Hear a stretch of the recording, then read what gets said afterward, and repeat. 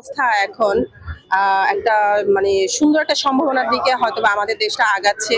ঠিক এমন সময় আমাদের দেশনেত্রী অসুস্থ। আমরা খুবই দুঃখিত এই কারণে। আমরা সবাই আসলে তার জন্য দোয়া করছি এবং পুরো দেশবাসীর কাছে আমাদের পক্ষ থেকে দোয়া চাচ্ছি যেন উনি আমাদের দেশের যে আগন্তুক যে সুখবরটা আমাদের দিকে আসতে যাচ্ছে উনি যেন দেখতে পারে।